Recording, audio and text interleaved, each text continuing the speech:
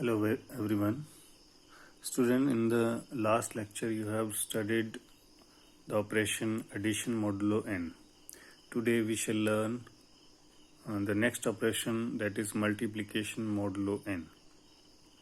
So first you look at the definition of the operation. For a given n, which is any arbitrary but a fixed positive integer, the multiplication modulo n is denoted by xn. X sub n is and it is defined by a cross b modulo n is equal to r, where a b belongs to set of integer and r is the least non-negative remainder when a b is divided by n. Clearly you can see that r will lies between 0 and n, strictly less than n but greater equal to 0. So this is how we define the multiplication modulo n. अब इसका meaning कैसे है, ये जो सारा कुछ लिखा गया है इसको आपको मैं इलस्ट्रेट करता हूँ एक एग्जांपल के थ्रू. अभी तक आपने इसमें ये याद रखना है कि मल्टीप्लिकेशन मोडुलो n जब भी आपने करना है तो ये बिटवीन टू नंबर्स होगा और दो नंबर को मल्टीप्लाई करके जब आप n से डिवाइड करेंगे तो जो रिमाइंडर आएगा वो r से डिनोट किया जाएगा और ये जो r है वो इस n से लेस होगा, ग्रेटर इक्वल टू 0 होगा. एडिशन मॉडुलो में भी यही था, बस मल्टीप्लिकेशन की जगह आपने वहाँ पे प्लस किया था. तो देखिए एक दो एग्जांपल देख के फिर आपको समझ लग जाएगी ये डेफिनेशन.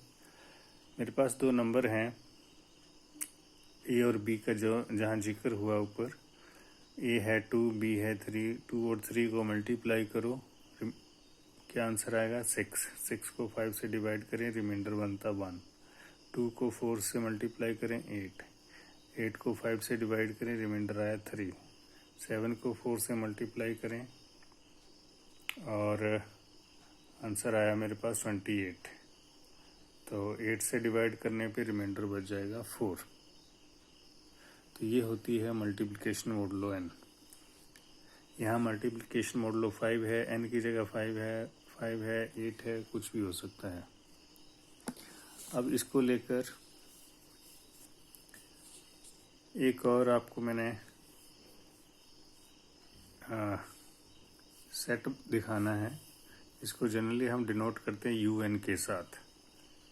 ये जो un है वो एक स्पेशल नोटेशन है. आपको याद रखना है कि जब जब मैं un लिखूंगा तो आपने क्या समझना है. पहले आप डेफिनेशन देख लो. For each n greater than 1 we define un to be the set of positive integer less than n and relatively prime to n.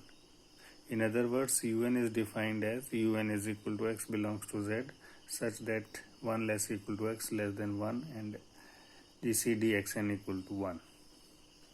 तो आपको ये पढ़ने में थोड़ा सा लग रहा होगा अजीब सा, बट ऐसा नहीं है कुछ भी. मैं आपको समझाता हूँ, आप इसको इस तरह याद रखें जैसे भी मैं बताने वाला हूँ कि जब आप un को देखेंगे, n की जगह कुछ भी हो सकता है, n जगह 5, 6, 7 कुछ भी आ सकता है. तो un का मतलब ये है कि ये एक सेट है और इस सेट में वो एलिमेंट हैं जो n के साथ GCD 1 देते हैं. मतलब जो n के ऐसे नंबर जिनका n के साथ कोई भी कॉमन फैक्टर नहीं है एक्सेप्ट 1. इसको भी आप एक एग्जांपल के थ्रू देखें तो आपको अच्छे से समझ लगेगी. अब जब n की जगह मैं 10 लिख देता हूँ तो मैं आपसे U10 पूछूं, U10 का मतलब है कि एक ऐसा सेट जिसके अंदर कौन से एलिमेंट आएंगे जो 10 के साथ कोई कॉमन फैक्टर नहीं लेंगे एक्सेप्ट 1. तो 10 का GCD 1 के साथ 1. 3 और 10 में भी कुछ कॉमन नहीं 1 के सिवाय. 7 और 10 में भी 1 ही GCD है. देखो ये 9 और 10 का GCD भी 1 है. तो सब में इसका कॉमन फैक्टर हमारे पास 1 आया. इसलिए UN एक सेट हो गया ऐसा जिसके बीच में वो एलिमेंट हैं जो n के साथ GCD 1 देते. इसी तरह U7 में देख लीजिए. U7 में तो सारे एलिमेंट 6 तक 7 के साथ GCD 1 देंगे.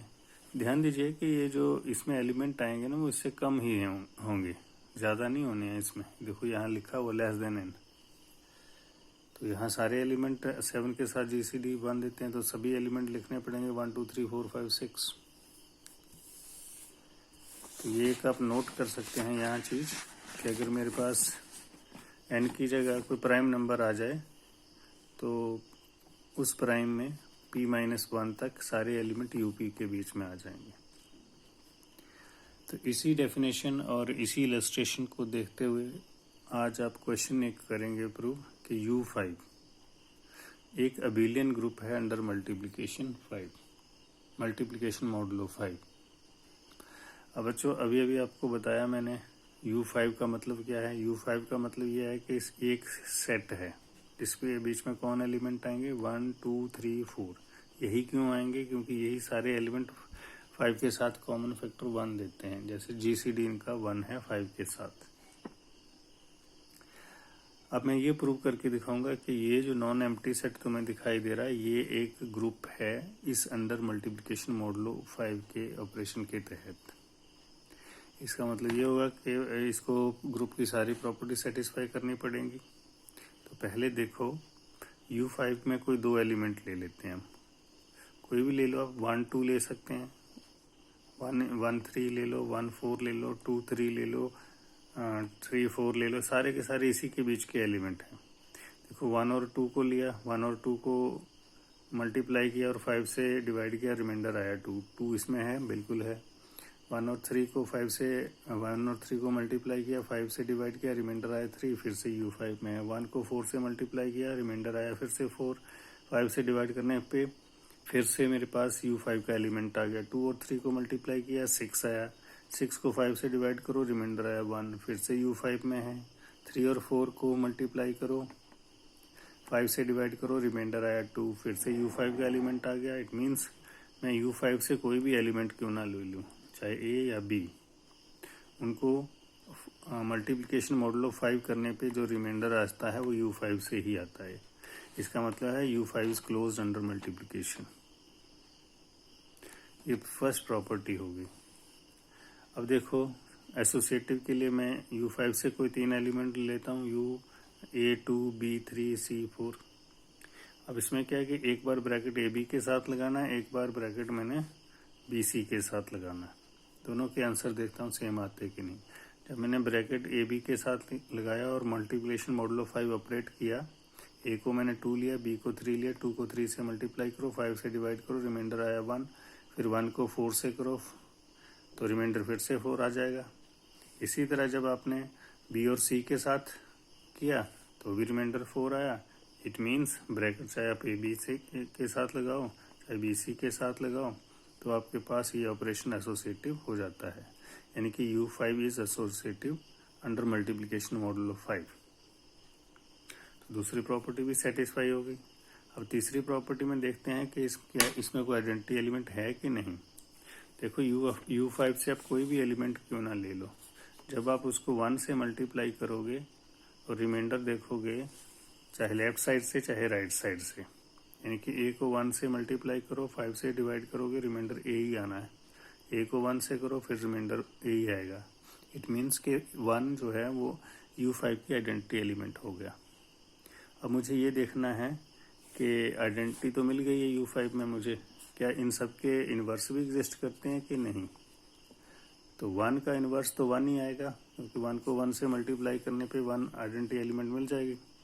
अब देखो 4 को 4 से मल्टीप्लाई करूं तो 16 आता है, 16 को 5 से डिवाइड करूं तो मेरे पास रिमाइंडर फिर से 1 यानी कि आइडेंटिटी आ गई। 2 को 3 से मल्टीप्लाई करूं तो फिर से मेरे पास आइडेंटिटी आ गई। 6 को 5 से डिवाइड करने पे रिमाइंडर 1। इट मीन्स 1 का इन्वर्स भी है, 2 का इन्वर्स भी है, 3 का इन्वर्स भी है, 4 का इन्वर्स है, सबके इन्वर्स मेरे पास आ गए।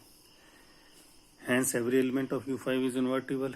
लास्ट में आप देखो चाहे A को B से मल्टीप्लाई करो चाहे B को A से मल्टीप्लाई करो, सेम ही रिमाइंडर आएंगे। अगर सेम ही मल्टीप्लिकेशन आएगी, सेम मल्टीप्लिकेशन आएगी तो 5 से डिवाइड करने पे रिमाइंडर भी सेम आएंगे।